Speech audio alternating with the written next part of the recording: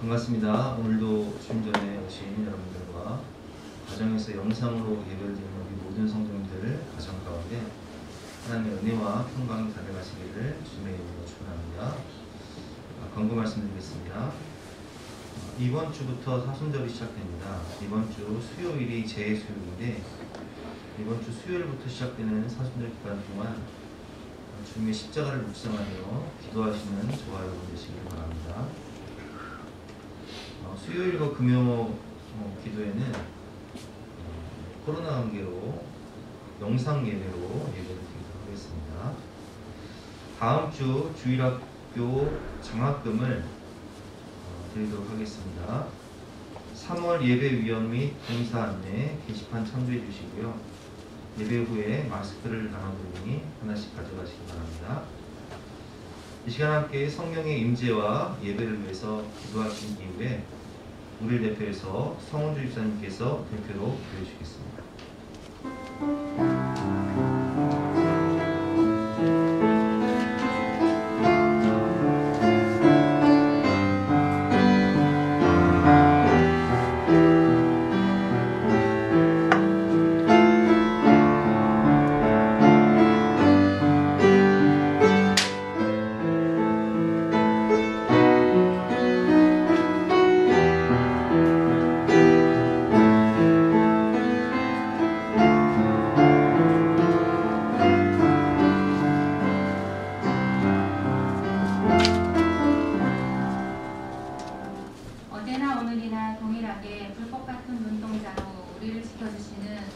전능하신 아버지 하나님 감사합니다.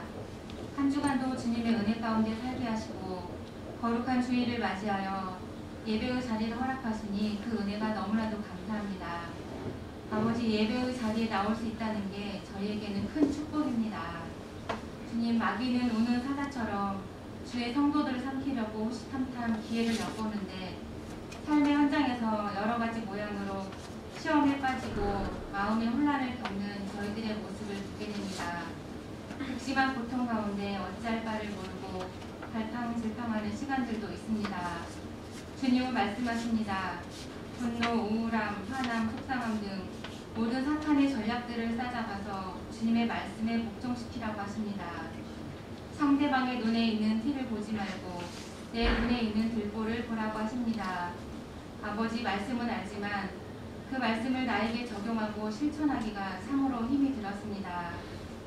주님, 우리의 수고와 노력을 불쌍하게 여기시고 주님의 능력에 손을 더하셔서 우리의 가정을 지켜주시고 우리의 마음과 생각을 지켜주시고 우리가 더욱 믿음의 경주를 할 수 있도록 도와주세요. 삶의 현장에서 이 모양 저 모양으로 애쓰는 예수 사랑교회 성도들을 기억하시고 모든 것이 주님의 은혜였다는 고백이 진실한 저희의 고백이 될 수 있도록 도와주세요. 오늘도 주의 말씀을 듣습니다. 말씀을 전하시는 우리 목사님, 성령의 능력을 더하주시고 그 입술을 주장하여 주시고 말씀을 들을 때 우리의 마음이 뜨겁게 되기를 원합니다.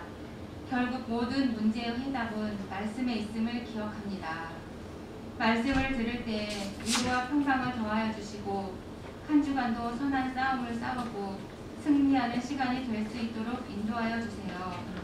주님, 한 주간도 주의 능력의 손을 더하여 주시고 불안하고 험난한 상황 가운데 우리의 마음과 생각을 지켜주시고 강력한 주의 평강 안에서 참된 위로와 평안을 맛보게 하여 주세요.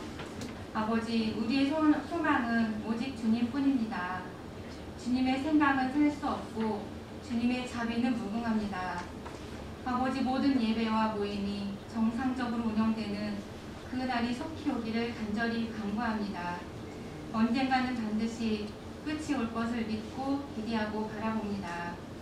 오늘도 살아서 역사의 주관자가 되시는 예수 그리스도의 이름으로 간절히 기도드렸습니다.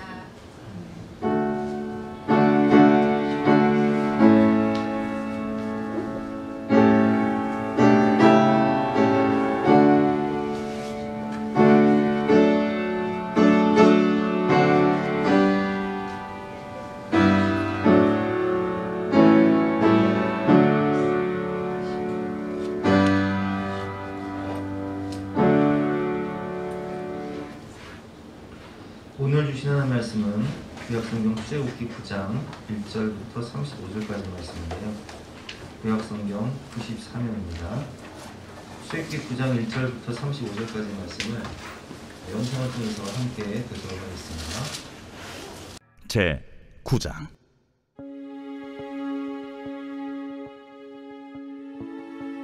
여호와께서 모세에게 이르시되 바로에게 들어가서 그에게 이르라. 히브리 사람의 하나님 여호와께서 말씀하시기를 내 백성을 보내라. 그들이 나를 섬길 것이니라. 내가 만일 보내기를 거절하고 억지로 잡아두면 여호와의 손이 들에 있는 네 가축 곧 말과 나귀와 낙타와 소와 양에게 더하리니 심한 돌림병이 있을 것이며 여호와가 이스라엘의 가축과 애굽의 가축을 구별하리니 이스라엘 자손에게 속한 것은 하나도 죽지 아니하리라 하시고 여호와께서 기한을 정하여 이르시되 여호와가 내일 이 땅에서 이 일을 행하리라 하시더니 이튿날에 여호와께서 이 일을 행하시니 애굽의 모든 가축은 죽었으나 이스라엘 자손의 가축은 하나도 죽지 아니한지라. 바로가 사람을 보내어 본즉 이스라엘의 가축은 하나도 죽지 아니하였더라. 그러나 바로의 마음이 완강하여 백성을 보내지 아니하니라. 여호와께서 모세와 아론에게 이르시되 너희는 화덕의 재 두 움큼을 가지고 모세가 바로의 목전에서 하늘을 향하여 날리라. 그 재가 애굽 온 땅에 티끌이 되어 애굽 온 땅의 사람과 짐승에게 붙어서 악성 종기가 생기리라. 그들이 화덕의 재를 가지고 바로 앞에 서서 모세가 하늘을 향하여 날리니 사람과 짐승에게 붙어 악성 종기가 생기고 요술사들도 악성 종기로 말미암아 모세 앞에 서지 못하니 악성 종기가 요술사들로부터 애굽 모든 사람에게 생겼습니다. 그러나 여호와께서 바로의 마음을 완악하게 하셨으므로 그들의 말을 듣지 아니하였으니 여호와께서 모세에게 말씀하심과 같더라. 여호와께서 모세에게 이르시되 아침에 일찍 일어나 바로 앞에 서서 그에게 이르기를 히브리 사람의 하나님 여호와의 말씀에 내 백성을 보내라. 그들이 나를 섬길 것이니라. 내가 이번에는 모든 재앙을 너와 네 신하와 네 백성에게 내려 온 천하에 나와 같은 자가 없음을 네가 알게 하리라. 내가 손을 펴서 돌림병으로 너와 네 백성을 쳤더라면 네가 세상에서 끊어졌을 것이나 내가 너를 세웠음은 나의 능력을 네게 보이고 내 이름이 온 천하에 전파되게 하려 하였음이니라. 네가 여전히 내 백성 앞에 교만하여 그들을 보내지 아니하느냐. 내일 이맘때면 내가 무거운 우박을 내리리니 애굽 나라가 세워진 그날로부터 지금까지 그와 같은 일이 없었더라. 이제 사람을 보내어 내 가축과 내 들에 있는 것을 다 모으라. 사람이나 짐승이나 무릇 들에 있어서 집에 돌아오지 않는 것들에게는 우박이 그 위에 내리리니 그것들이 죽으리라 하셨다 하라. 바로의 신하 중에 여호와의 말씀을 두려워하는 자들은 그 종들과 가축을 집으로 피하여 들였으나 여호와의 말씀을 마음에 두지 아니하는 사람은 그의 종들과 가축을 들에 그대로 두었더라. 여호와께서 모세에게 이르시되 너는 하늘을 향하여 손을 들어 애굽 전국에 우박이 애굽 땅의 사람과 짐승과 밭의 모든 채소에 내리게 하라. 모세가 하늘을 향하여 지팡이를 들매 여호와께서 우레소리와 우박을 보내시고 불을 내려 땅에 달리게 하시니라. 여호와께서 우박을 애굽 땅에 내리심에 우박이 내림과 불덩이가 우박에 섞여 내림이 힘이 맹렬하니 나라가 생긴 그때로부터 애굽 온 땅에는 그와 같은 일이 없었더라. 우박이 애굽 온 땅에서 사람과 짐승을 막론하고 밭에 있는 모든 것을 쳤으며 우박이 또 밭의 모든 채소를 치고 들의 모든 나무를 꺾었으되 이스라엘 자손들이 있는 그곳 고센 땅에는 우박이 없었더라. 바로가 사람을 보내어 모세와 아론을 불러 그들에게 이르되 이번은 내가 범죄하였노라. 여호와는 의로우시고 나와 나의 백성은 악하도다. 여호와께 구하여 이 우레소리와 우박을 그만 그치게 하라. 내가 너희를 보내리니 너희가 다시는 머물지 아니하리라. 내가 성에서 나가서 곧 내 손을 여호와를 향하여 펴리니 그리하면 우레소리가 그치고 우박이 다시 있지 아니할지라. 세상이 여호와께 속한 줄을 왕이 알리이다. 그러나 왕과 왕의 신하들이 여호와 하나님을 아직도 두려워하지 아니할 줄을 내가 아나이다. 그때에 보리는 이삭이 나왔고 삼은 꽃이 피었으므로 삼과 보리가 상하였으나 그러나 밀과 쌀보리는 자라지 아니한 고로 상하지 아니하였더라. 모세가 바로를 떠나 성에서 나가 여호와를 향하여 손을 펴니 우레소리와 우박이 그치고 비가 땅에 내리지 아니하니라. 바로가 비와 우박과 우레소리가 그친 것을 보고 다시 범죄하여 마음을 완악하게 하니 그와 그의 신하가 꼭 같더라. 바로의 마음이 완악하여 이스라엘 자손을 내보내지 아니하였으니 여호와께서 모세에게 말씀하심과 같더라.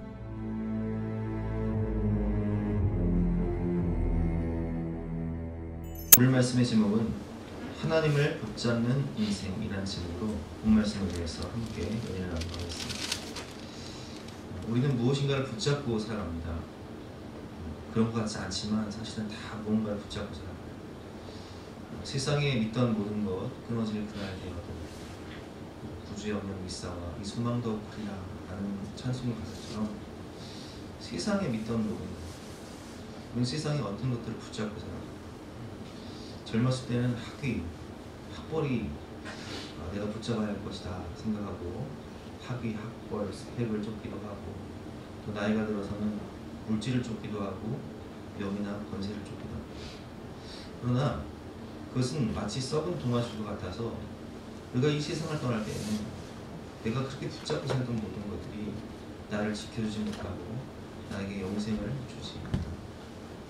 우리가 붙잡고 살 것이 있다면 그것은 썩지 않은 영원한 생명이신 우리 하나님 그분을 붙잡고 살 때 우리는 영원한 생명을 얻을 수 있는 것입니다.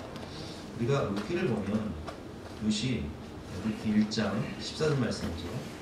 루시 남편을 잃고 또 시어머니도 이제 두 아들을 잃고 고향 땅 베들레헴으로 돌아가려고 할 때 그들이 소리를 높여 다시 오더니 오르바는 그의 시어머니에게 입맞추되 오르바는 시어머니에게 입맞추고 떠나죠. 그러나 룻은 그를 못 쫓았더라. 붙잡고 쫓았더라 라는 말씀인데 룻이 붙잡고 쫓은 것은 사실은 시어머니가 아니라 하나님이었어요. 그것이 16절 말씀으로 나와있죠. 룻이 이르되 내게 어머니를 떠나며 어머니를 따르지 말고 돌아가라 강권하지 마옵소서. 어머니께서 가시는 곳에 나도 가고 어머니께서 머무시는 곳에서 나도 머물겠나이다. 어머니의 백성이 나의 백성이 되고 어머니의 하나님이 나의 하나님이 되시니 어머니께서 죽으시는 곳에서 나도 죽어 거기에 묻힐 것이다. 만일 내가 죽는 일 외에 어머니를 떠난다면 여호와께서 내게 벌을 내시고 더 내리시기를 원하나이다 하는지라. 여러분 남편이 죽은 상태에서 그 나이든 시어머니를 쫓아서 베들레헴으로 간들 룻에게 무슨 소망이 있습니까?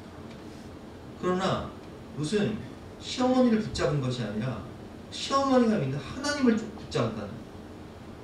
그래서 그가 다윗의 조상이 되고 예수님의 조상이 될 수 있었던 것입니다. 여러분 하나님께서 우리를 구원하시고 우리를 자기 백성 삼으신 이유는 하나님을 붙잡고 살아가는 그것이 바로 예배죠. 오늘 본문 1절 말씀과 13절 말씀에도 나오지만 하나님께서 우리를 구원하시고 우리를 구속하신 이유는 하나님을 붙잡고 살아가는 1절과 13절 말씀 저희가 보겠습니다. 여호와께서 모세에게 이르시되 바로에게 들어가서 그에게 이르라. 히브리 사람의 하나님 여호와께서 말씀하시기를 내 백성을 보내라. 그들이 나를 섬길 것이다. 13절 말씀도 똑같이 나옵니다. 여호와께서 모세에게 이르시되 아침에 일찍 일어나 바로 앞에 서서 그에게 이르기를 히브리 사람의 하나님 여호와의 말씀에 내 백성을 보내라. 그들이 나를 섬길 것입니다.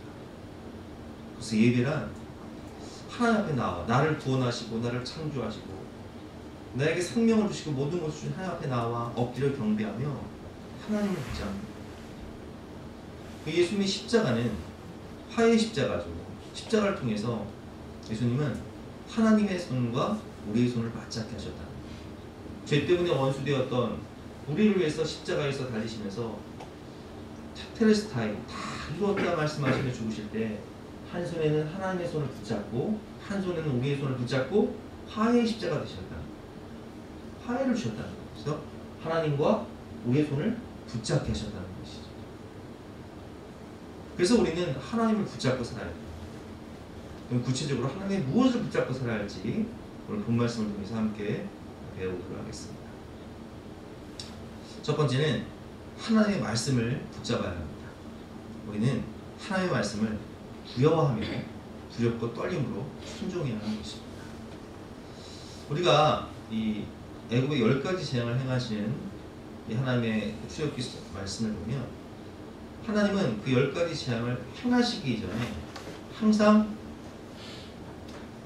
예고를 하세요. 여호와께서 이르시되 말씀하여 이르시되 항상 예고를 하시는데 오늘 2절과 3절 말씀에도 나와 있죠. 네가 만일 보내기를 거절하고 억지로 잡아두면 여호와의 손이 들에 있는 내 가축 곧 말과 나귀와 낙타와 소와 양에게 더하니 심한 돌림병이 있을 것이며 내가 이번에는 모든 재앙을 너와 내 신하와 내 백성에게 내려 온 천하에 나와 같은 자가 없음을 내가 알게 하리라. 오늘 본문에 이제 3가지 재앙이 나오죠. 첫 번째는 이제 가축을 하는 짓이죠. 이제 소 같은 경우는 제가 언젠가 말씀드렸지만 애굽에서 우상이에요. 아피스라는 신인데 힌두교도 그렇지만 소를 이제 신을 섬기지 않습니까? 애굽에도 아피스라는 소 신을 섬겼답니다. 소는 우리 뭐 한 50년 전만 해도요 재산 목록 1호죠. 우리 이제 아버님 같은 경우도 시골에서 결혼하실 때 소 팔아서 결혼하셨어요. 그래서 뭐 소 팔아서 결혼했다고 유산 받은 게 없어요. 재산 목록 1호라는 거죠. 그만큼 이제 소는 사람들에게 있어서 그 당시에는 재산 목록 1호와 같은 우상이었단 말이에요. 그리고 이제 우리가 또 요즘은 뭐가 우상이 돼요? 건강이 우상이죠. 건강. 그래서 오늘 이제 뭐 악질, 독종, 또 우박 이런 재앙들이 나오는데 오늘 나오는 이 재앙은 또 건강이 우상이기 때문에 하나님이 또 건강의 우상을 치시는 거예요. 사람들이 또 농사를 지으면서 곡식, 재산이 우상이 되잖아요. 그걸 또 치십니다. 세상에 믿던 모든 것들은 끊어질 때가 있다는 거예요. 오늘 하나님께서는 항상 10가지 재앙을 행하시기 전에 예고를 하세요. 심한 돌림병이 있을 것이다. 내가 모든 재앙을 너와 내 신하에게 내려 온 천하에 나와 같은 자가 없음을 내게 알게 하리라. 심판을 예고하시는 거죠. 왜 심판을 예고하시냐? 그들이 돌이키고 회개할 수 있는 기회를 주시기 위해서 그러십니다. 오늘 본문 5절과 6절 말씀에 보면 여호와께서 기간을 정하여 이르시되 여호와가 내일 이 땅에서 이 일을 행하리라 하시더니 언제 행하신다고요? 내일 행할 것이다. 왜 내일 행하신다고 하실까요? 회개하고 돌이킬 수 있는 기회를 주기 위해서 내일 행하신다. 6절 말씀 이튿날 여호와께서 이 일을 행하시니 기회를 주시고 회개할 기회를 주시고 돌이킬 수 있는 기회를 주시고 그 일을 행하신다. 애굽의 모든 가축은 죽었으나 이스라엘 자손의 가축은 하나도 죽지 아니하는지라. 아멘. 이 말씀을 통해서 깨달을 수 있는 것은 여러분 하나님의 말씀은요 반드시 이루어진다는 거예요. 그리고 하나님은 그 일을 행하시기 전에 반드시 예고를 하신다는 거예요. 그렇기 때문에 우리는 하나님의 말씀이 반드시 이루어질 것을 믿고 두려워하며 떨며 두렵고 떨림으로 순종하는 삶을 살아갈 때 살 길이 열린다는 거예요. 오늘 본 말씀을 보면 이제 우박쟁을 내리기 전에 하나님께서도 예고하시거든요. 18절 말씀이죠. 내일 이맘때에 내가 무거운 우박을 내리니 애굽 나라가 세워진 그날부터 지금까지 그와 같은 일이 없었더라. 근데 이 우박은요 어떤 우박이냐면 뭐 우리나라에 내리는 우박은 뭐 여러 우박이잖아요. 내려왔자 뭐 차 유리창도 깨지지 않는단 말이에요. 그러나 이 애굽에 내렸던 우박은요, 이런 주먹만한 얼음덩어리, 불과 함께 내렸단 말이에요. 마치 화산이 폭발할 때 우박이 불과 함께 내리듯이 이 주먹만한 우박들이 막 내리니까 이런 우박들을 맞으면 짐승이고 사람이고 다 죽는 거예요. 하나님께서 미리 예고를 하시죠. 내일 이맘때면 내가 무거운 우박을 내리니 애굽 나라가 세워진 그날부터 지금까지 그와 같은 일이 없었다. 이제 사람을 보내어 내 가축과 내 들에 있는 것을 다 모으라. 사람이나 짐승이나 무릇 들에 있어서 집에 돌아오지 않는 것들에게는 우박이 그 위에 내리니 그것들이 죽으리라 하셨다 하시니라. 자, 하나님께서 예고를 하세요. 내일 내가 주먹만한 우박을, 무거운 우박을 불과 함께 내릴 텐데, 살고 싶으면 너희 종들과 가축들을 어떻게 하라는 거예요? 집 안으로 들이라는 거예요. 그러면서 산다는 거예요. 그래서 20절 말씀 보면 바로의 신하 중에 여호와의 말씀을 두려워하는 자들은 이미 이전에 여러 가지 재앙을 겪었잖아요. 바로의 신하 중에 하나님의 말씀을 두려워하는 자들은, 두렵고 떨림으로 그 말씀을 듣는 자들은 순종하여서 그 종들과 가축을 집으로 피하여 들었으나. 그러니까 애국 사람이어도요, 하나님의 말씀을 두렵고 떨림으로 듣고 순종한 사람들은요, 이 재앙을 피해갈 수 있었어요. 그러나 21절 말씀에 여호와의 말씀을 마음에 두지 아니하는 사람은 그의 종들과 가축을 들에 그대로 두었더라. 똑같이 말씀을 듣습니다. 그런데 같은 애국 사람이어도 어떤 신하들은 두렵고 떨림으로 그 말씀을 듣고, 아이고 내가 그동안 당한 게 얼만데 내일 우박이 내린다고 하나님 말씀하셨으니까 야 종들아 빨리 가축들이랑 같이 들어와라 집 안으로, 절대 내일은 나가지 말아라, 이렇게 명령했을 거예요. 근데 똑같은 재앙을 당한 것도 에이 말도 안 되는 소리, 그런 게 어딨어, 야 내일 나가서 가축대 데리고 나가서 푸른 초장 맑은 물까지 따라가지고 먹이고 와라, 이런 사람들은요 종도 잃고 가축도 다 잃는 거예요. 하나님께서 분명히 여호수아 말씀에 보면 하나님 명령하셨어요. 첫 것은 내 것이니 여리고성을 점령하거든 건들지 말아라.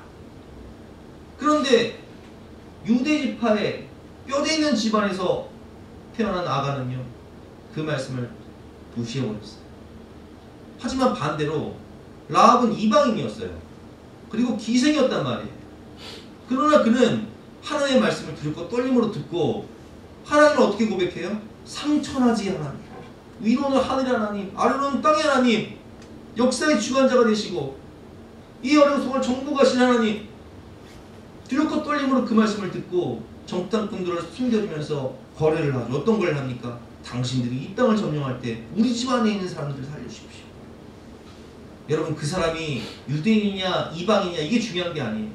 애국인이냐 히브리냐 이게 중요한 게 아니에요. 하나님의 말씀을 들을 때 두렵고 떨림으로 듣고 순종한 사람은요 살 수 있는 기회를 얻어요. 그러나 아무리 유대인일지라도 히브리인일지라도 하나님의 말씀을 무시하고 복음을 거부한 사람들은 심판을 받을 수밖에 없다는 거예요. 여러분, 하나님께서 우리에게 분명히 성경을 통해서 말씀하셨어요. 모든 사람이 죄를 범하였으면 하나님의 영광에 이르지 못하였더니 죄의 삭은 사망이고 한 번 죽는 것은 사람에게 처음 것이고 그 후에는 심판이 있다. 그 심판을 받게 될 때 천국과 지옥이 있는데 우리는 죄 때문에 다 지옥에 갈 수밖에 없지만 우리에게 살 수 있는 길이, 구원의 길이 열려졌다는 거예요. 그것이 무엇입니까? 예수님을 믿음으로 하나님의 세상을 처음 사랑하사 독생자를 주셨으니 이는 그를 믿는 자마다 멸망하지 않고 영생을 얻게 하려 하십니다 라는 말씀처럼 우리에게 살 길을 열어주셨다는 거예요. 그런데 어떤 사람들은 어떤 미국의 어떤 목사님은요, 이게 목사가 아니죠. 이렇게 설교를 합니다. 여러분, 하나님은 사랑이시기 때문에 아마도 지옥은 없을 겁니다. 하나님은 사랑이시기 때문에 이 세상 모든 사람들을 다 천국으로 인도하실 겁니다. 여러분, 성경에 지옥이 있다고 나와 있습니까? 없습니까? 분명히 성경에는 천국과 지옥이 있다고 돼 있어요. 죄 때문에 우리는 다 지옥에 갈 수밖에 없지만 구원받기 위해서 누굴 보내셨다고요? 예수님을 보내셨다고요. 아니 이 세상에 지옥이 없으면 예수님이 우리의 죄를 위해 십자가에서 죽으실 이유가 있습니까? 없습니까? 이 땅에 내려오셔서 그 수치와 그 모욕을 당하실 이유가 있습니까? 없습니까? 없어요. 그냥 다 구원해 주시지 뭘 예수님이 십자가에서 죽으시면서까지 우리에게 구원의 길 열어주냔 말이에요. 그 성경에 없는 얘기를 하는 거예요. 그러면 여러분 생각해 보세요. 요즘에 사형제도가 거의 폐지되다시피 되다 보니까 막 연쇄살인범들이 막 판을 치고 그 다음에 뭐 13세 이하의 뭐 청소년들이 죄를 저지르고도 나는 뭐 13살 이하니까 사람을 죽이고도 나는 13살 이하니까 당당해요. 공의가 사라지니까 정의가 사라지니까 사랑이 판을 치면요 사랑만 있으면요 세상에 질서가 무너지는 거예요. 하나님은 분명히 사랑의 하나님이시기도 하시지만 공의의 하나님이세요. 성경은 분명히 천국과 지옥이 있다라고 말씀을 하고 계세요. 2차 세계대전 당시에 미군이 일본의 나가사키에 원폭을 투하하기 전에 삐라를 뿌렸어요. 나가사키에 원폭이 포화되니까 나가라고. 그 삐라를 받고 어떤 사람들은 말도 안 되는 소리. 괜히 우리 겁주려고 하는 소리야. 근데 어떤 사람들은 아니지. 저 독일 봐라. 독일도 폭탄 맞고 지금 망해가지고 큰일 나지. 원폭 투하되면 다 죽지 하면서 혹시나 모르니까 떠난 사람도 있었어요. 여러분 사람의 말도요. 두렵고 떨림으로 받은 사람들이면 살았고요. 그 자리에 있었던 사람들은 죽었어요. 하나님의 말씀을 우리가 받을 때 하나님은 분명히 천국과 지옥이 있다고 하셨고 우리는 죄 때문에 지옥에 갈 수밖에 없지만 예수님을 믿어야 구원받는다고 말씀하셨는데 그 말씀을 깡그리 무시하고 하나님 없는 것처럼 살아가며 하나님을 무시하며 살아가면 구원받을 수 있는 길은 없는 거예요. 하나님이 우리에게 살 길을 열어주시고 심판을 예고하실 때 두렵고 떨림으로 회개하고 예수님을 믿을 때 우리가 구원받을 수 있는 것입니다. 그러나 바로와 대부분의 신하들은 어떻습니까? 오늘 본문을 보면 이 사람들이 하나님의 말씀을 듣고 반성을 하는 것 같은데 회개를 하는 것 같은데 그 회개는요 부분적 회개요 삶의 변화가 없는 회개랍니다. 본문 25절부터 보겠습니다. 우박이 온 땅에서 사람과 짐승을 막론하고 밖에 있는 모든 것을 쳤으니 우박이 또 밭의 모든 채소를 치고 들의 모든 나무를 꺾었습니다. 돌덩이만한 우박들이 모든 나무와 채소에 떨어지니까 곡식이 다 황폐해진 거예요. 농사 다 망친 거예요. 26절 말씀에 보니까 이스라엘 자손들이 있는 그곳 고센 땅에는 우박이 없었더라. 바로가 사람을 보내어 모세와 아론을 불러 그들에게 이르되 이번은 내가 범죄하였노라. 여호와는 의로우시고 나와 백성은 악하도다. 여러분 바로가 뭐라고 얘기해요? 이번은 내가 범죄하였노라. 그러면 이번만 범죄했다는 거예요? 이번만 범죄했다는 거예요. 그전에는 범죄 안 한다는 거예요. 이번은 내가 범죄했다. 이번은 내가 잘못했다. 이게 무슨 회개예요? 부분적 회개예요. 내 삶을 하나님께 총체적으로 회개하지 못하고 전 인격적으로 회개하지 못하고 이번만 잘못했다는 거예요. 부분적 회개죠. 그리고 바로는요 삶의 변화가 없어요. 말뿐인 회개예요. 28절 말씀 여호와께서 구하여 이 우레소리와 우박을 그만 그치게 하라. 내가 너희를 보내리니 너희가 다시는 머물지 아니하리라. 내가 너희를 보내겠다 분명히 얘기했어요. 그런데 이 우박쟁이 끝나고 이스라엘 백성들을 보내줍니까? 안 보내줍니까? 안 보내줘요. 삶의 변화가 없는 그냥 말뿐인 회개고 부분적 회개요 말뿐인 회개인 거예요. 형식적인 거예요. 아무런 삶의 변화가 없어요. 그럼 회개는 진정한 회개는 총체적 회개여야 돼. 내가 돌이켜보니까 찬송가 가사처럼 나 행한 것 죄뿐. 하나님, 내 인생에 돌이켜보니까 내 인생의 모든 것들이, 지나온 모든 발작들이 하나님 대적하며 내 생각 내 마음대로 살았던 죄뿐의 인생, 총체적 회개여야 돼. 전 인격적 회개해야 되고, 삶의 변화가 있는 탕자가 회개할 때 그는 돌이켜 아버지 집으로 돌아가지 않습니다. 방향성이 달라지는 거예요. 삶의 방향성. 총체적 회개, 전 인격적 회개, 삶의 변화가 있는 것이 진정한 회개입니다. 그래서 모세가 바로에게 이렇게 얘기하죠. 모세가 그에게 이르되 내가 성에서 나가서 곧 내 손을 여호와를 향하여 펴리니 그리하면 우레소리가 그치고 우박이 다시 있지 아니할지라. 세상이 여호와께 속한 줄을 왕이 알리이다. 그러나 왕과 왕의 신하들이 여호와 하나님을 아직도 두려워하지 아니한 줄을 내가 알아이다.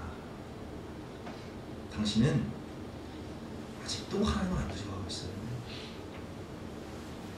당신은 아직도 하나님의 말씀을 무시하고 있어요. 당신은 아직도 하나님 없는 것처럼 살아요.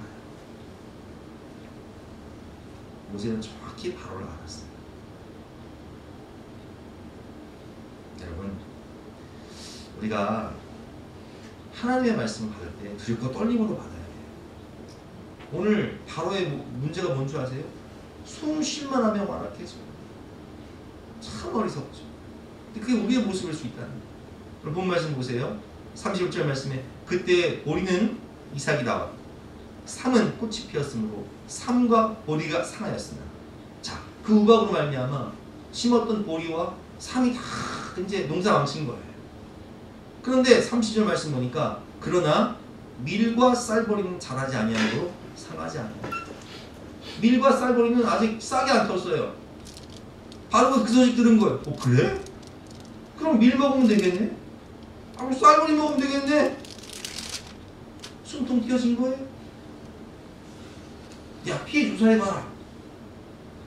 보리는 이삭이 나왔고 삼은 꽃이 피었으므로 지금 피해가 다 막심합니다. 그러나 밀과 쌀보리는 자라지 아니한 거 상하지 아니었습니다. 그래? 그럼 되겠네. 모세가 바로를 떠나 성에서 나가 여호와를 향하여 손을 펴매 우레소리와 우박이 그치고 비가 땅에 내리지 아니하니라. 바로가 비와 우박과 우레소리가 그친 것을 보고 다시 범죄하여 마음을 완악하게 하니 그와 그의 신하가 똑같더라. 바로나 그의 신하가 똑같이 그냥 마음이 강팍한 거예요. 하나님 없는 것처럼 숨쉬만 하니까 또 하나님 대적하고 있는 거예요. 바로의 마음이 완악하여 이스라엘 자손들을 내보지 아니하였으니 여호와께서 모세에게 말씀하신 바 같더라 하네. 사랑하는 여러분, 오늘 우리 성훈이 집사님 기도하실 때 이렇게 기도하셨잖아요.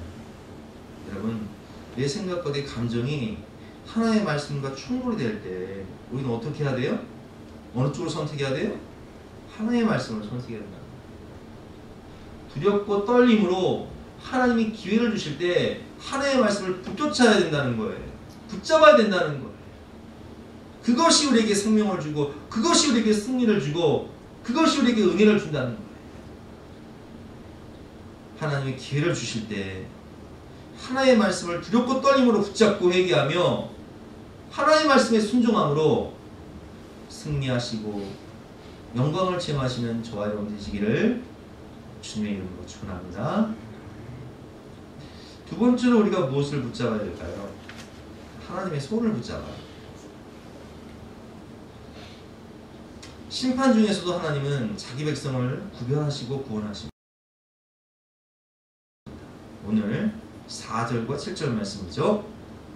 여호와가 이스라엘의 가축과 애굽의 가축을 구별하리니, 여러분 거룩이란 말은 구별했다는 뜻이에요. 거룩하다, 구별되었다. 그럼 뭐가 구별되냐? 세상과 구별된다는 거예요. 다르다는 거예요. 다르게 산다는 거예요.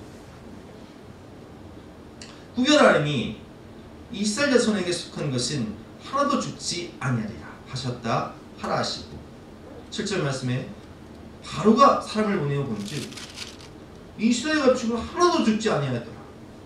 그러나 바로의 마음이 완강하여 백성을 보내지 아니하니라 라는 말씀처럼 하나님은 가축이 이 전염병으로 죽어갈 때 이스라엘 백성들의 가축을 구별하셨다. 구원하셨다. 오늘 본문을 보면 하나님이 풀무불 같은 고난 가운데 우리를 구원하시고 함께 하시는 하나님이심을 나타내는 본문이 있습니다. 8절부터 10절 말씀인데요. 제가 읽어보겠습니다. 여호와께서 모세와 아론에게 이르시되 너희는 화덕의 재 두 움큼을 가지고 모세가 바로의 목전에서 하늘을 향하여 날리라. 자, 화덕의 재를 두 움큼을 하늘을 향해 날려라 이렇게 말씀하셨어요.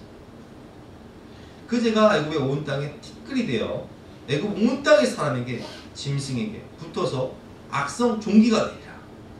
이 악성 종기가 나면 막 몸에서 막 종기가 돋아가지고 피고름이 나고 짓물르고 사람이 살 수가 없는 거예요. 고통스러워서.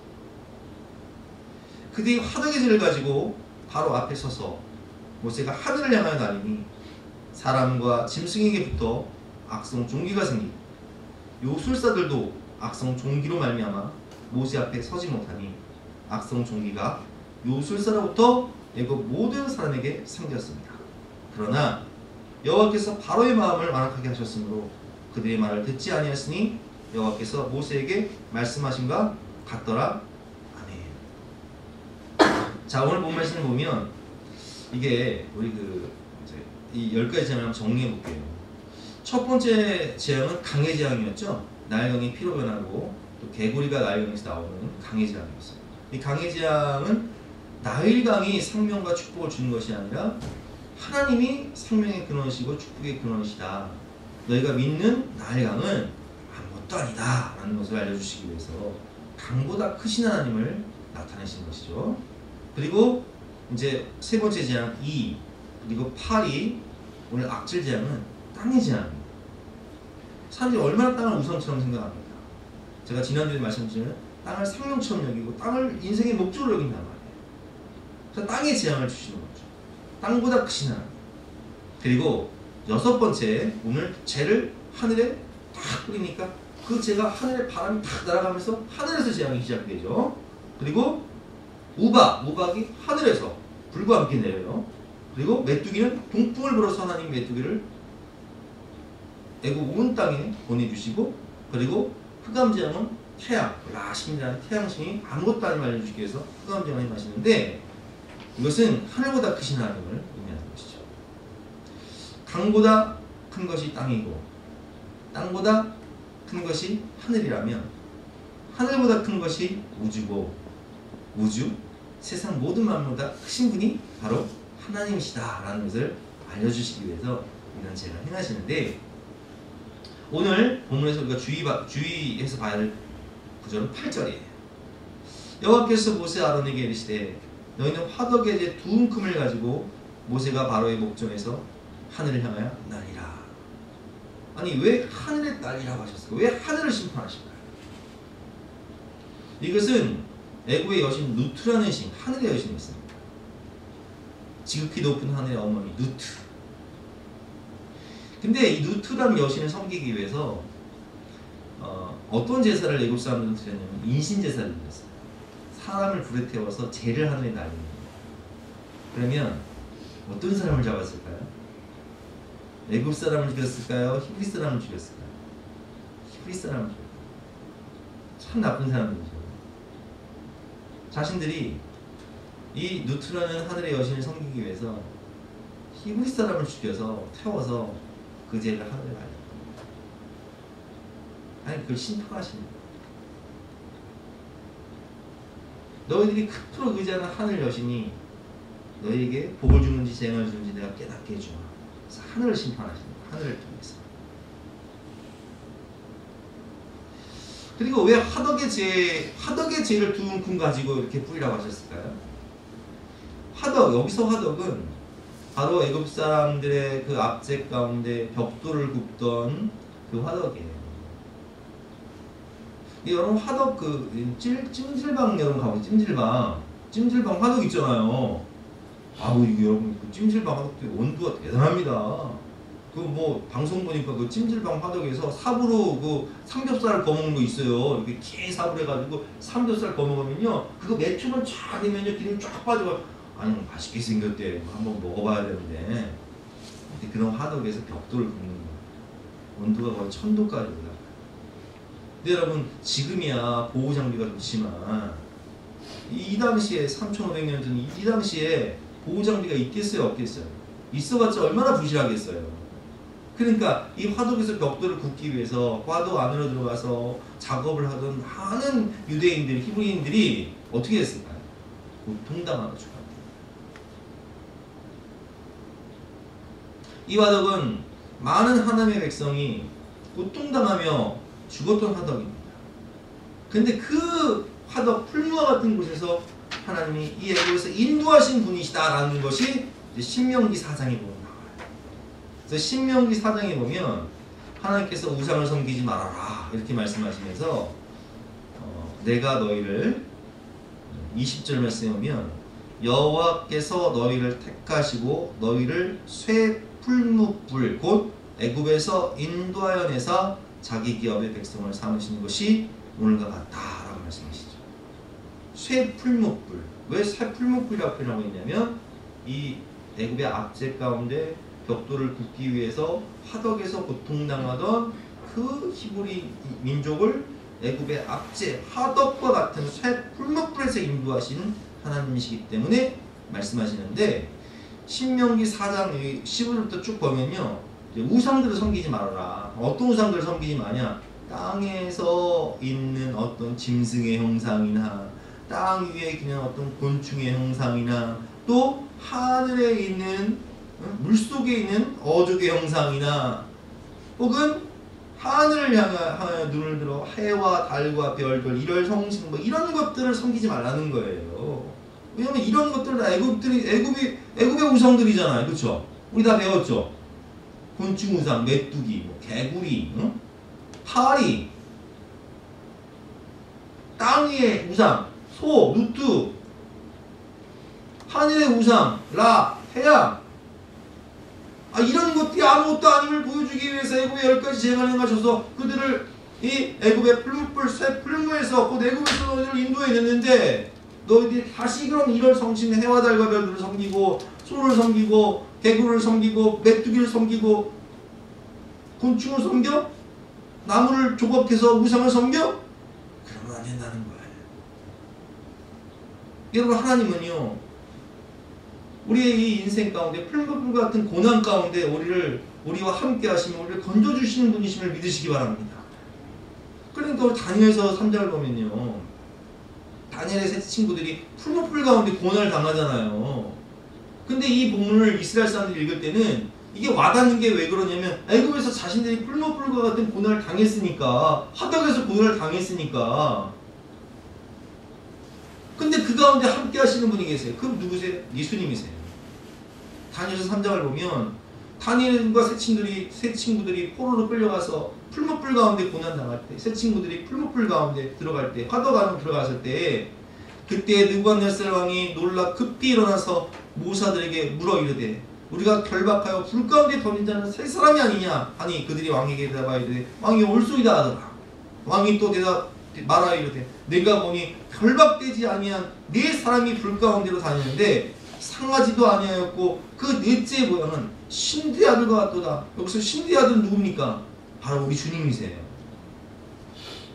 그 풀무불과 같은 고난 가운데, 십전의 현장 가운데 우리 주님이 함께 하신다고요. 지키시고 보호하신다고요. 그래서 요한계시록 1장을 보면요, 예수님을 표현할 때 이런 표현이 있습니다. 요한계시록 1장 13절부터 15절 말씀 읽어보겠습니다. 촛대 사이에 인자 같은 이가 발에 끌리는 옷을 입고 가슴에 금띠를 끼고, 촛대는 교회 사이를 다니시는 예수님을 얘기하죠. 그의 머리와 털에 희가 흰 양털 같고 눈 같으며 그의 눈은 불꽃 같고 그의 발은 풀무불에 발견된 빛난 주석 같고 그의 음성은 많은 물소리와 같다. 여러분, 왜 예수님의 발을 풀무불에 단련된 빛난 주석이라고 표현할까요? 그냥 주석이라고 표현해도 되잖아. 그런데 왜 굳이 풀무불에 단련된 주석이라고 표현할까요? 우리가 인생의 풀무불과 같은 고난을 당할 때 그 현장에 우리와 함께 하시고 또 그 고난의 현장 가운데 우리를 업고 계신 분이 예수님이십니다. 풀무불에 단련된 빛난 주석 같다라고 표현합니다.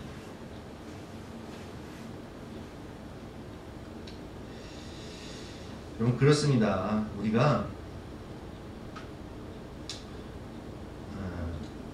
인생 가운데 우리가 살아가면서 풀무불과 같은 고난을 당할 때 주님은 나와 함께 하세요. 그런데 나와 함께 하시는 그 하나님은 어떤 분이십니까? 하늘과 땅의 모든 권세를 가지신 상천하지 하나님이십니다. 제가 서론에도 말씀했지만 라합은 하나님을 어떻게 고백합니까? 정탐꾼들에게 너희의 하나님 여호와는 위로는 하늘에서도 아래로는 땅에서도 하나님이시다. 하늘과 땅의 모든 권세를 가지신 하나님이시라는 뜻입니다. 솔로몬도 그렇게 기도를 하죠. 성전을 건축하고 하나님께 기도할 때 솔로몬이 여호와의 제단 앞에서 이스라엘의 온 회중과 맞서서 하늘을 향하여 손을 펴고 있는데 이스라엘 하나님 여호와는 위로 하늘과 아래로 땅의 주와 같은 신이 없다. 상천하지 하나님. 옛날 성경에는 상천하지 하나님이라고 했어요. 위로는 하늘과 아래로는 땅. 역사의 주관자가 되시는 만왕의 왕이 되시고 하늘을 통치하시고 온 우주 만물을 통치하시고 땅의 모든 역사를 주관하시는 그 예수님께서도 마태복음 28장에 보면 이렇게 말씀하셨어요. 예수께서 나와 말씀하여 이르시되 하늘과 땅의 모든 권세를 내게 주셨어요. 하나님이 하늘과 땅의 모든 권세를 주님께 주셨다는 거예요. 예수님께 주셨다는 거예요. 그런데 그 하늘과 땅의 모든 권세를 가지신 예수님께서 이렇게 약속하십니다. 볼지어다 세상 끝날까지 내가 너희와 항상 함께 있으리라. 그러니까 우리 예수님은요, 우리가 인생의 고난과 시련을 당할 때에도 그 하늘과 땅의 모든 권세를 가진 주님이요 나와 함께 하시는데 내가 풀무불과 같은 고난을 당할 때 나를 업고 계시는 거예요. 나를 안고 가시는 거예요. 그것을 믿으시기 바랍니다. 히브리서 4장을 보면 이런 구절이 있습니다. 우리에게 있는 대지사랑을, 여기서 대지사랑은 예수님을 얘기하죠. 우리의 연약함을 동정하지 못하실 리가 아니에요. 모든 일에 우리와 똑같이 시험을 받으시는데 죄는 없으십니다. 여러분 예수님은요 우리가 외로울 때가 있어요. 때는 사람에게 버림받을 때가 있어요. 예수님 그 마음 아실까요? 모르실까요? 아시죠? 왜냐면 예수님 모든 사람에게 버림받으셨고 심지어 엘리 라마 사박다니 하나님에게조차 버림받으셨습니다. 버림받은 사람의 마음을 너무나 잘 아시죠. 배고프고 굶주린 사람의 마음, 경제적으로 어려운 사람들의 마음을 예수님 아실까요? 모르실까요? 그럼 예수님 몇일 금식하셨어요? 40일 금식하셨어요. 배고픈 사람의 마음을 모르신다고? 너무나 잘 아시죠. 집 없는 사람들의 마음을 예수님 아실까요? 모르실까요? 여우도 굴이 있고 공중에 새도 머리를 곳이 있지만 인자는 머리를 곳이 없다고 말씀하셨어요. 질병 가운데 고통당하는 분들, 병상에서 투병하고 있는 분들의 마음을 예수님 모르실까요? 아실까요? 여러분 예수님은요 채찍 맞으시고 온몸에 물과 피를 다 쏟으시고 다시 밀려와 쓰시고 창에 허리 찔리시면서 죽으실 때 마지막 피 한 방울, 마지막 물 한 방울까지 쏟으셨기 때문에 병상에서 시원한 투병생활을 하고 있는 성도님들의 마음을 너무나 잘 알고 계시다고요. 죽음의 고통 가운데 있는 분들의 마음을 예수님 아실까요? 모르실까요? 예수님은 사망 권세 속으로 들어가셨기 때문에 죽음을 통과하신 분이시기 때문에 그 마음을 다 아신다고요. 가난함, 배고픔, 외로움, 버림받음, 모든 육신의 질병, 고통 다 아신다고요. 그렇기 때문에 그러므로 알고 국민하심을 받고 난 뜻은 주님은 우리를 불쌍히 여기신다는 거예요. 그래서 우리가 때를 따라 돋는 은혜의 보좌 앞에 나아가 주님 도와주세요. 눈물만 흘려도 예수님은 가슴으로 우리를 안아주시며 때를 따라 돋는 은혜를 베풀어 주시는 분이시랍니다. 풀무불과 같은 고난의 현장 가운데 바라만 보시는 분이 아니라 그 현장 가운데 동참해 주시고 함께 하시고 이기림을 주시고 피할 길을 주신 하나님, 우리의 모든 눈물을 닦아주시고 우리의 모든 기도에 응답하시는 주님이시라는 거예요. 그러므로 풀무불과 같은 고난 중에도 나와 함께 하시며 나를 구원해 주시는 주님의 손을 붙잡고, 이성봉 목사님처럼, 이성봉 목사님은 성결교단의 아주 유명한 부흥사주였는데 항상 손을 이렇게 쥐고 다니셨어요. 왜 손을 쥐고 다니냐? 주님의 손을 붙잡는다는 겁니다. 이렇게 손을 쥐고 다니셨다. 항상 주님의 손을 붙잡고 살아가시는 저와 여러분 계시기를 주님의 이름으로 축원합니다. 마지막으로 우리는 하나님이 주신 사명을 붙잡아야 돼요. 우리가 살아있는 이유는 아직 내게 사명이 남아있기 때문에. 오늘 15절과 16절 말씀을 보면 하나님께서 바로에게 말씀하시죠. 내가 손을 펴서 돌림병으로 너와 내 백성을 쳤더라면 내가 세상에서 끊어질 것이다. 여러분 지금 코로나가 창궐하죠. 그럼 우리가 살아있는 이유가 있어요. 우리가 지금까지 살아있는 이유가 무엇입니까? 16절 말씀, 내가 너를 세웠으니, 내가 너를 애굽의 왕으로 세웠음은 나의 능력을 내게 보이고 내 이름이 온 천하에 전파되게 하려 하였습니다. 여러분 바로도요 사명이 있다고요. 바로도 살아있는 이유가 있다고요. 뭐예요 이게? 하나님의 능력을 보이고 내 이름이 온 천하에 전파되게 하려. 바로 때문에 여러분 만약에 바로가 첫 번째 재앙 나일강이 피로 변하는 사건에서 꼬꾸라지면 너무 싱거웠을 거예요. 그러나 바로가 완악해서 완강하게 거부하면서 10가지 재앙을 통해서 하나님의 능력을 보이고 하나님의 이름이 온 천하에 전파되려 하는 그 과정을 통해서 하나님의 이름이 널리 전파된 것처럼 바로를 살려두신 이유가 있단 말이에요. 근데 하물며 하나님의 백성이 계십니까? 그래서 빌립보서는요 옥중서신인데요, 바울이 감옥에 갇혀 있을 때 살지 죽을지 모를 때 쓴 서신이거든요. 그래서 빌립보서 1장을 보면 바울은 이런 고백을 합니다. 제가 읽어보겠습니다. 나의 간절한 기대와 소망을 따라 아무 일이든지 부끄러워하지 아니하고 지금도 전과 같이 온전히 담대하여 살든지 죽든지 내 몸에서 그리스도가 존귀하게 되게 하려 하나니 이는 내게 사는 것이 그리스도니 죽는 것도 유익하다. 사나 죽으나 나는 주님 것이라는 거예요. 내가 살든지 죽든지 내 몸에서 그리스도가 존귀하게 되게 하나니. 21절 말씀, 이는 내게 사는 것이 그리스도니 죽는 것도 유익합니다. 그러나 만일 육신으로 사는 이것이 내 일의 열매일진데 무엇을 택해야 하는지 나는 알지 못한다. 자, 내가 살아야 할지 죽어야 할지 무엇을 택해야 할지 나는 알지 못하겠다. 내가 이 삶과 죽음 둘 사이에 끼어 있으니 차라리 이 즐거움 많은 세상, 이 고통의 세상을 떠나서 그리스도와 함께 그 영광의 나라에 들어가는 것이 나 자신에게는 훨씬 더 좋으나, 천국 가는 것이 훨씬 더 좋으나, 그렇게 하고 싶으나 내가 육신으로 있는 것이 너희를 위하여 더 유익하다. 내가 살아서 육신으로 이 땅에 살아있는 것이 누구를 위해 유익하다고요? 성도들을 위해 유익하다는 거예요. 그래서 내가 살 것과 내가 죽지 않고 살 것과 너희 믿음의 진보와 기쁨을 위하여 너희 우리와 함께 거한 이것을 확실히 합니다. 내가 살아있는 이유가 뭐라고요?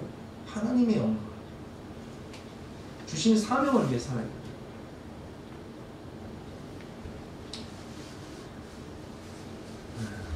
가끔 우리 병원에 소천을 앞둔 믿음 좋은 분들 신방을 가면 그런 말씀을 하시는 분이 있어요. 지난이 할아버지 아프실 때 목사님이 신방을 갔다.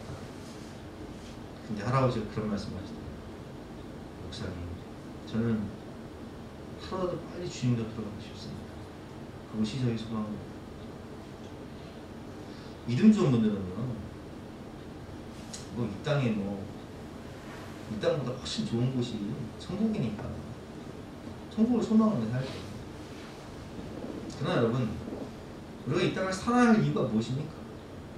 바울은 지금 뭐라고 고백하고 있어요? 내가 둘 사이에 끼어서 차라리 세상을 떠나서 그리스도와 함께 있는 것이 훨씬 더 좋은 일이라 그렇게 하고 싶어요. 근데 하루라도 빨리 천국 가는 것이 나에겐 더 바랄 것이 없는 그런 소망이고 기쁨인데 그렇게 하고 싶으나 내가 육신으로 있는 것이 누구를 위하여? 너희를 위하여 되리라. 왜? 바울에게 아직 사명이 남아있다는 거죠. 더 영혼을 구원하고 더 교회를 위해서 기도하고 더 성도들을 굳건하기 위한 사명이 남아있다는 거예요.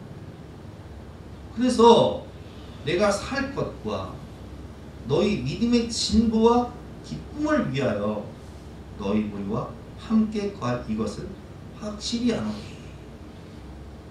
하나님을 살려두신 이유가 무엇입니까? 내가 가정을 위해서 기도하고 가정 구원에 힘쓰고 내게 아직 사명이 남아있기 때문에 나를 살려두신 거예요. 그러니까 여러분 담대하세요. 우리는 살아도 주를 위해 죽어도 주를 위해 죽는 것인데 하나님이 나를 살려두신 이유는 무엇이냐? 우리가 살아있는 이유는 하나님의 영광, 가정 구원과 영혼 구원. 아직 내게 기도의 사명이 남아있고 사명이 있기 때문에 하나님이 나를 살려두신 거예요. 하나님의 이름이 온 천하에 전파되게 하시기 위함입니다. 오늘 말씀처럼. 그렇기 때문에 우리는 이 사명을 붙잡고 살아가야 됩니다. 우리는 사나 죽으나 주의 것이고 살아도 천국이요 죽어도 천국입니다. 그러므로 여러분 담대하시기 바랍니다. 자, 우리 한번 가슴에 손 얹고 따라해 보실까요? 살아도 천국이요 죽어도 천국입니다. 사나 죽으나 나는 주의 것입니다. 사명을 붙잡고 삽시다. 아멘. 할렐루야. 담대하세요. 살아도 내 주위에 계신 곳이 그 어디나 하늘나라 높은 산이 거친들이 초막이나 궁궐이나 내 주위에 계신 것이 그 어디나 하늘나라. 죽어도 주님 영광의 나라, 그 영광의 나라 들어가세요. 그러므로 여러분 너무 쫄지 마세요. 코로나 때문에, 건강 때문에, 경제적인 것 때문에 쫄지 마세요. 담대한 믿음으로 하나님의 말씀을 붙잡고 사명을 붙잡고 믿음으로 승리하시는 저와 여러분 되시기를 주님의 이름으로 축원합니다. 오늘 주신 말씀 붙잡고 함께 기도하는 시간 갖도록 하겠습니다.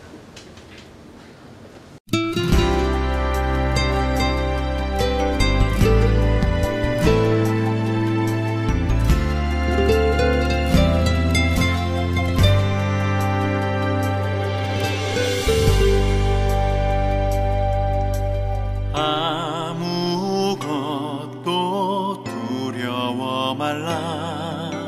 주 나의 하나님이 지켜주시네.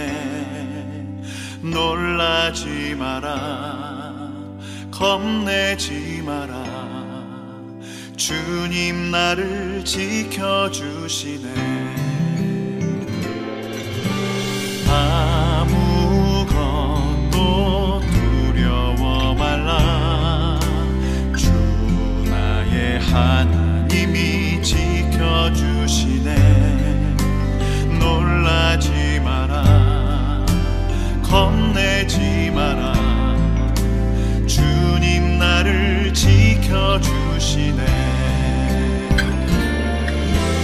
내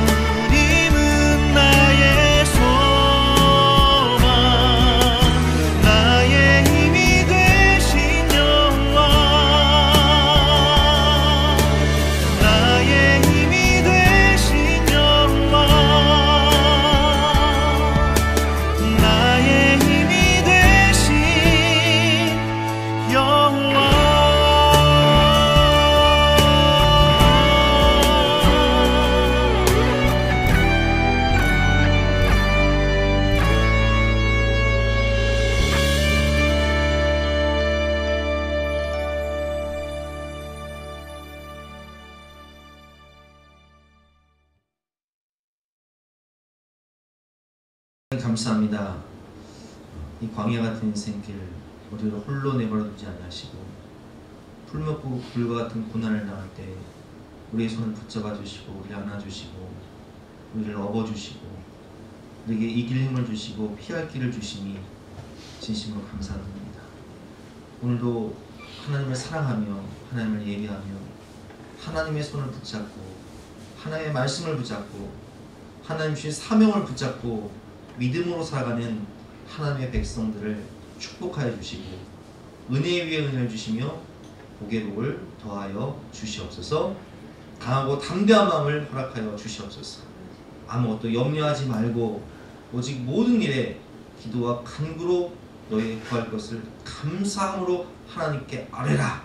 그러면 모든 지각에 뛰어난 하나님의 평강이 그리스도 예수 안에서 너의 마음과 생각을 지키시라 약속하셨사오니 하나님 바라보면서 믿음으로 승리하게 하여 주시옵소서.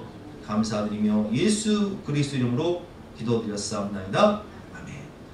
지금은 우리 구주 예수 그리스도의 은혜와 하나님의 영원하신 사랑과 성령님의 감화감동 역사하심이 우리 모든 성도님들 머리 위에, 앞날 위에, 가정 위에, 자녀들 위에 지금부터 영까지 함께 하시기를 간절히 축원하옵나이다. 아멘.